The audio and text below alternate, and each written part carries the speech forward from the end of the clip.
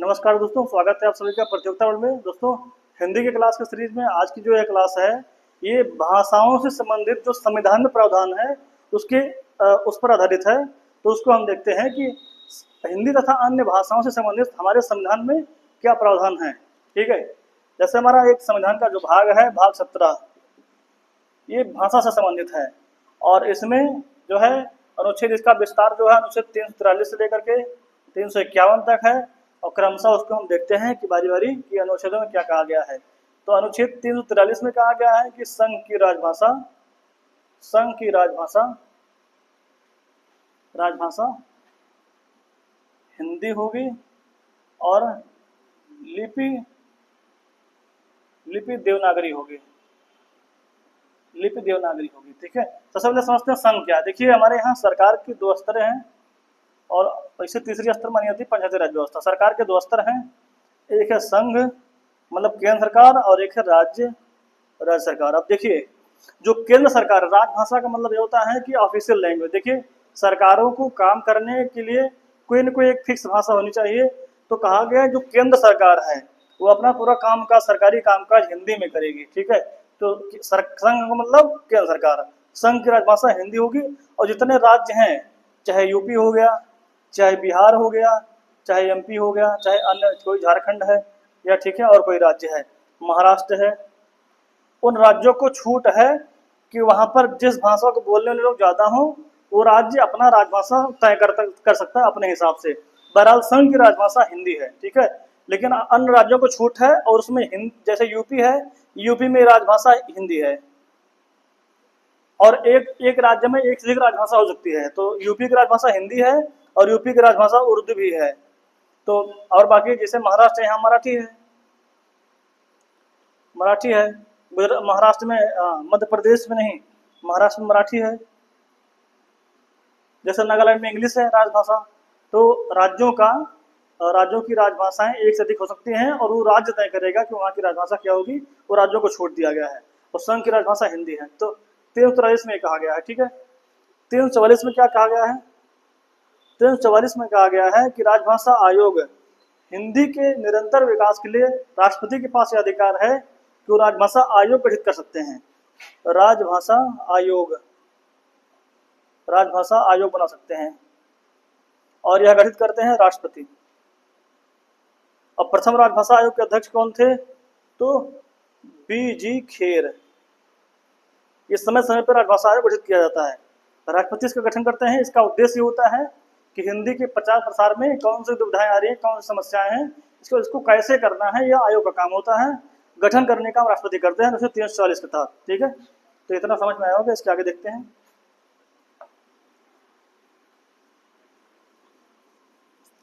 अगला जो हमारा अनुच्छेद है, अगला अनुच्छेद है 348। इसमें कहा गया है supreme court, high court, act और बिल की जो भाषा है वो इंग्लिश है। अब ये अंग्रेजों के जमाने से इंग्लिश चला आ रहा है, जब तक संशोधन संविधान में नहीं होगा। संवैधानिक संशोधन करके इसको हिंदी किया जा सकता है। बहरहाल अंग्रेजों के काल से अभी तक इंग्लिश ही चल रहा है।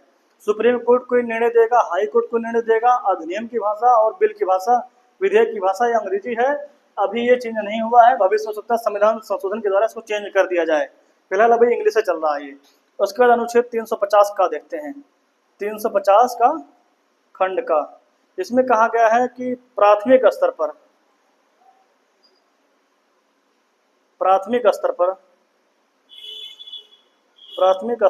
मतलब जो बच्चे 0 से लेकर के कक्षा 5 तक पढ़ते हैं उनको बोलते हैं प्राथमिक स्तर। प्राथमिक स्तर पर मातृभाषा में शिक्षा दिया जाएगा। मातृभाषा क्या है? ऐसी भाषा जो किसी बच्चे को सीखना नहीं पड़ता है, तो अपने परिवार के लोगों के द्वारा अपने घर मोहल्ले में, गांव में रह करके स्वतः सीख जाता है और वह भाषा उसके लिए आसान होती है। और यदि उस भाषा में उसको स्कूल में एजुकेशन दिया जाएगा तो उसके ऊपर बोझा कम रहेगा। और नहीं तो अगर छोटा सा बच्चा है उसके ऊपर अगर उसको जबरन किसी विदेशी लैंग्वेज में शिक्षा दिया जाए तो उसके ऊपर बोझा ज़्यादा होता है। इसलिए बच्चे की मानसिक क्षमताएं कम होती हैं। इसलिए ऐसी भाषा में शिक्षा दिया जाए जिस भाषा में अपने आप को वह बच्चा बहुत सहज महसूस करता हो। तो मातृभाषा जो भाषा सीखना न पड़े, मातृभाषा है। ये अनुच्छेद 350 का में कहा गया है, उसी भाषा में शिक्षा दिया जाएगा। ठीक, 350 खा कहता है, 350 खा कहता है, इसमें सारे अनुच्छेद जरूरी नहीं है, जितना जरूरी उतना बता दे रहे हैं। 350 खा कहता है कि भाषाई अल्पसंख्यक वर्गों के लिए, भाषाई अल्पसंख्यक वर्ग के लिए विशेष अधिकारी नियुक्त कर सकता है सरकार। विशेष अधिकारी की नियुक्ति हो सकती है। जैसे मान लीजिए किसी क्षेत्र में कुछ भाषाई अल्पसंख्यक, इसका मतलब ये होता है कि ऐसे किसी भाषा को बोलने वाले लोगों की संख्या यदि बहुत कम है और किसी स्पेसिफिक एरिया में वो लोग निवास करते हैं, तो वहाँ पर जो अधिकारी डीएम एसडीएम जो जाएंगे, उनकी भाषा को देखते हुए विशेष अधिकारी की नियुक्ति की जाएगी जो उनकी समस्याओं का निराकरण या समाधान कर सकें। ठीक है, तो अनुच्छेद 350 खा ये है। फिर अनुच्छेद 351 है, बहुत जरूरी है, 351। ठीक, इसमें क्या गया है कि भाषा के विकास के लिए निर्देश, भाषा की हिंदी की भाषा के विकास के लिए, भाषा विकास हिंदी के लिए, हिंदी भाषा के विकास के लिए निर्देश है। ठीक, निर्देश है, सरकार को निर्देश है निरंतर ऐसा कुछ काम करे जिससे हिंदी का प्रसार हो, हिंदी विस्तृत हो। तो पहले हिंदी बोलने वाले लोगों की संख्या कम थी, अभी बहुत ज़्यादा हो चुकी है। ठीक, इसके आगे देखते हैं 8वीं अनुसूची के बारे में।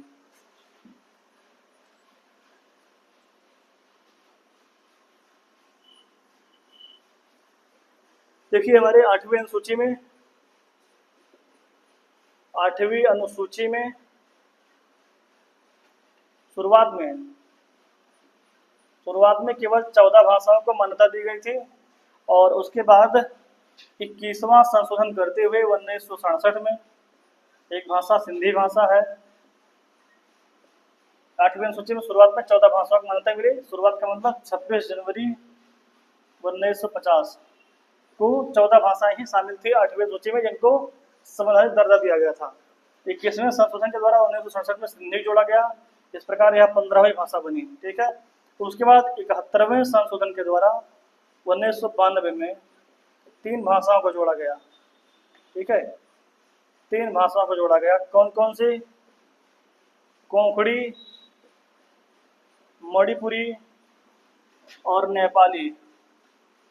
इस प्रकार से 15वीं भाषा सिंधी हो गई और फिर कोंकणी, मणिपुरी, नेपाली। तो इस प्रकार से अभी हो गई है, टोटल हो चुकी हैं 18 भाषा इसमें।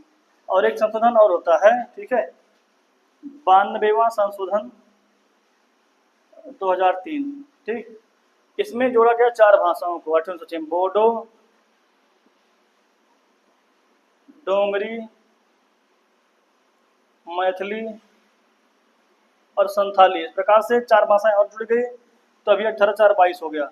तो शुरुआत में 14 भाषाएं थी और 15वीं भाषा के रूप में सिंधी जोड़ा गया 1967 में 21वें संविधान संशोधन के द्वारा। 71वें के द्वारा 1992 में कोंकणी, मणिपुरी, नेपाली को बोला गया। अभी हो चुकी हैं 18 भाषाएं इसमें 8वीं अनुसूची में। 92वें के द्वारा 2003 में बोडो, डोगरी, मैथिली, संथाली जोड़ा गया। इस प्रकार से अभी टोटल हो चुकी हैं कितनी भाषाएं? 22 भाषाएं। तो 8वीं अनुसूची में 22 भाषाओं को संवैधानिक मान्यता दिया गया है। इस प्रकार संविधान का भाग 17 और 8वीं अनुसूची 2 ऐसे आपके खंड हैं जो भाषा से संबंधित हैं। तो आशा करते हैं सभी को समझ में आया होगा। धन्यवाद। ठीक है।